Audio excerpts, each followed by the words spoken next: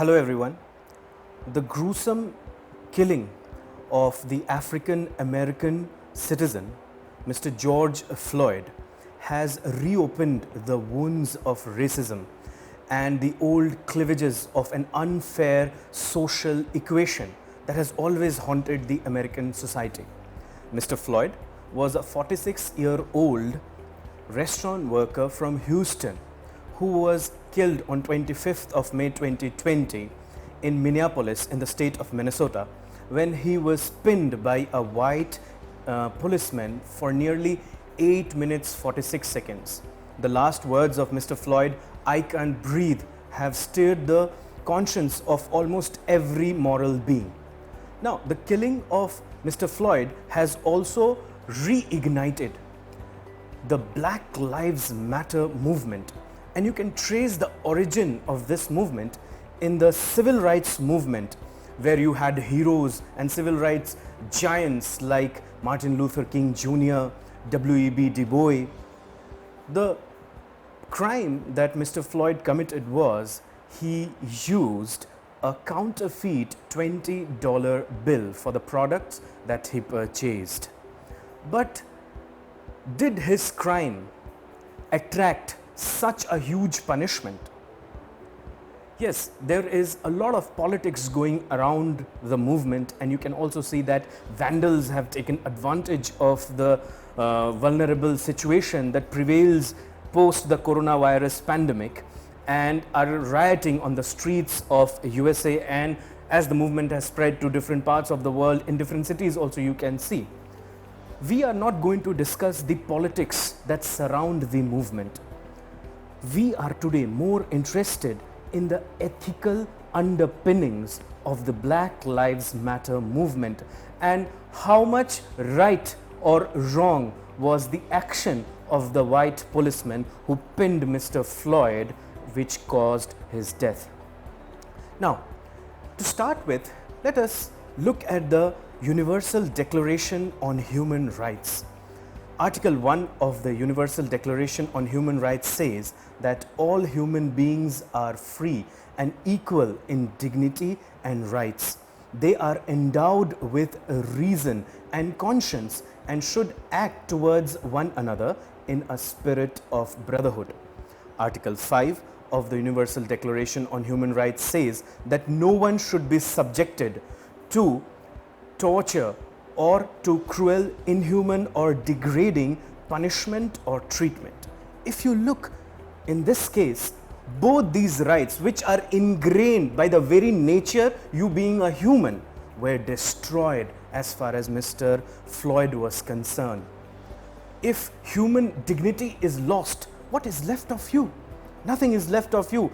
In fact, the United Nations Human Rights Charter calls for the maintenance of human dignity in every individual, and it's a collective responsibility of the society to ensure that dignity of a particular person is never injured or distorted. But if you look at the actions of the white policeman, where he inflicted a punishment which not only went beyond the crime committed but also destroyed the very dignity that is promised by the United Nations Declaration of Human Rights.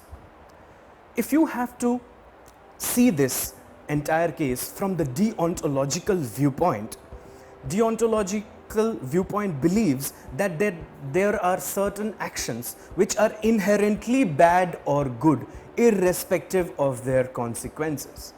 And Immanuel Kant perhaps is the most celebrated deontological scholar. Now, if you see the maxims of Kant, you would see that the first maxim talks about the principle of universality. It means if you commit an action and you believe that such an action should become universal, and if such an action becomes universal, it benefits everyone, such an action is moral. In simple words, for example, if you lie to attain some of your objective, and if everyone starts lying, then no one is going to believe on anything because everyone would be lying all the time. So lying inherently would be bad. So if a policeman, whoever uses a counterfeit bill, suppose, pins that person to death, if this becomes a universal principle, then it will not create a moral society. Therefore, simply from the maxim or the principle of universality, this action by the white policeman was grossly immoral. Also, if you see the maxim 2 of Immanuel Kant, which says that all human beings should be treated as an end in themselves and not a means for achieving any other end.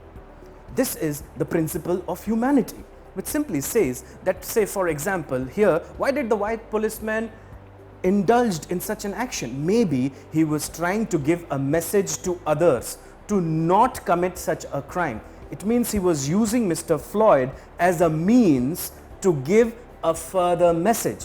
Whereas the maxim of humanity says that no person should be treated as a means, but everyone should be treated as an end in themselves. Also, let us apply the utilitarian viewpoint. Also, you can say this is the consequentialist view of morality, which believes that an action is right or it is wrong if it brings pleasure or pain. It means that all actions which create pleasure or happiness are right actions. All actions which create pain are bad actions. In fact, consequentialists, they pin morality to the outcome of the action and not the action itself, whereas deontological scholars, they believe that the action itself is good or bad, but for consequentialists it is the consequences of the action which determine whether the action was good or bad. Jeremy Bentham comes to my mind. He is perhaps the earliest of the utilitarian scholars. Utilitarianism is a subset of the consequentialist ethics.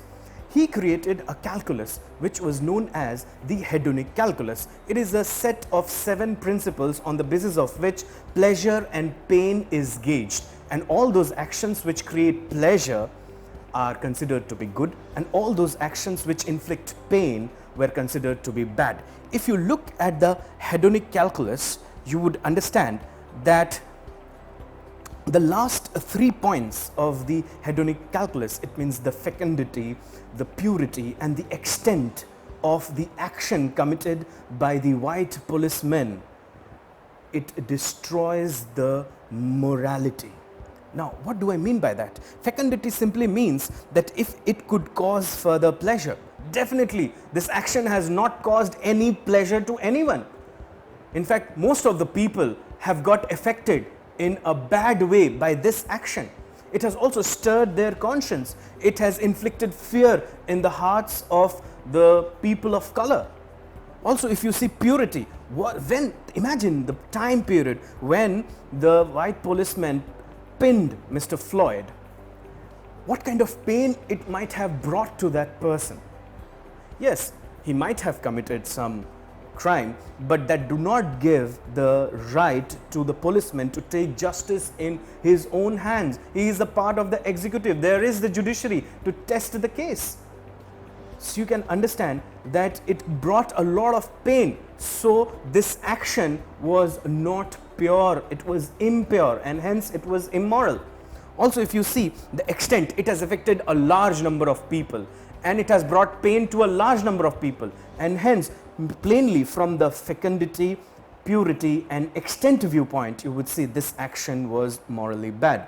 Also, if you think John Stuart Mill's rule utilitarianism, where Stuart Mill believes that all those actions which bring long-term pleasures or pleasure in the long term and intellectual pleasures are moral.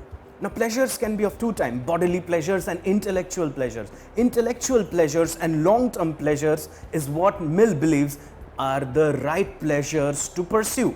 And all those actions which bring these two kinds of pleasures are moral. But if you look at this case, you will understand that as Mr. Floyd, he was brought down, it did not bring any long-term pleasure to the people. In fact, it has reopened the wounds of racism. You can say the partial treatment to which the people of color has been subjected in the American society for now generations. It has also not brought any kind of pleasure to the intellect. In fact, people in their mind are now in fear. There is also a kind of anger. So you can understand it has neither brought long-term pleasure nor it has brought any intellectual pleasure. So that's why from the utilitarian viewpoint of John Stuart Mill, as well as from the Benthamite hedonic calculus, you can say this action was morally impure, hence incorrect. If you apply the social contractarian view of, say, scholars like Hobbes, John Locke, Rousseau, and even John Rawls, social contract means that we all agree that if there is a certain action, this is how it would be remedied. It means, in simple words, for example, all of us have agreed that if somebody commits a crime, there are courts to judge his crime. Justice shall not be delivered on the road. And you can understand that if all policemen start to deliver justice on the road in the same way how it was done in Minneapolis on the 25th of May 2020, it would be a travesty of justice. And purely from that viewpoint, you can understand that the social contract is destroyed. In fact, John Rawls, in his theory of justice, talks about the original position in which all of us agree that if a certain crime is committed, this is how a punishment would be awarded, without knowing on which side of the society we end up. Like, see, if you understand that you are never going to be the criminal, you would say that inflict the highest crime. But if you believe that there can be a chance that where you can also be on the wrong side of the law, you would require or you would call for a more justful punishment. The wheel of ignorance, which Rawls talks very famously. So from the contractarian viewpoint, the social contract was broken that day. Because the contract was, whenever there is crime, there is a justice machinery which would deliver justice, and justice will not be delivered ever on the roads, but it was delivered on the roads that day. If you look at from the virtue ethics viewpoint, and I remember Plato here, Plato, who gave us the 4 cardinal values of prudence, courage, temperance, and justice. Prudence means wisdom. Was it the right thing to do for the policeman? Definitely not. Courage.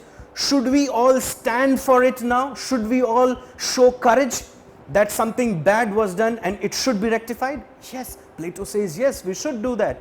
Temperance. Should there be restraint? Yes, there should be restraint from the people. People should not engage into vandalism because that distorts the very nature of the demand. Also, that day the policeman should have showed restraint. But of all the cardinal values, it is justice which Plato holds as the highest. It is where a fairness or a equality of treatment should be awarded to all, and justice was destroyed. And therefore, from Platonic cardinal viewpoint, this action was gruesomely wrong. If you look from the Buddhist ethics viewpoint, say in Buddhism, in morality, when they judge morality, there is a concept called sila. Sila is the morality or the moral principles that you apply within self and in interpersonal relationship. Sila has 2 manifestations, karita and varita. Karita means right performance and varita means right avoidance. It means there are few acts which we should perform and there are few acts from which we should abstain. The act which we should perform here at this point is we should all stand for Mr. Floyd. And the act that we should refrain here at this point is we should not encourage vandalism that is taking place, because there are vested interests, and you can understand that there are antisocial elements always in the society who take advantage of any such vulnerable position and create havoc and rioting kind of situation. So we should all avoid from such a situation. In fact, we should be very vociferous in holding our consent against any of such kind of vandalism. Now, even if you see that, what should be then our right approach at this point? Well, Aristotle gives us the right approach. Aristotle, if you are aware, talks of a golden mean. He says that on either extremes there are only vices and virtue rests at the center. It means at the mean. Should we all do not raise our voice and take business as usual and as it goes?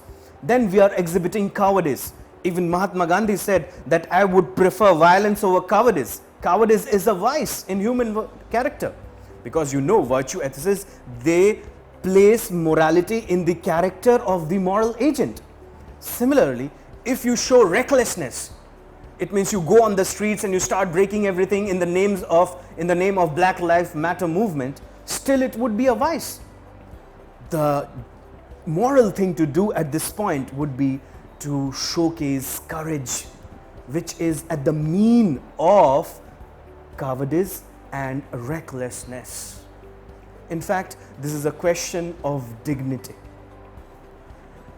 If dignity is lost, soon human rights are also lost. And I remember Nelson Mandela, the famous crusader from the apartheid days, who said that there is no power on earth that can destroy the thirst for human dignity. Thank you very much.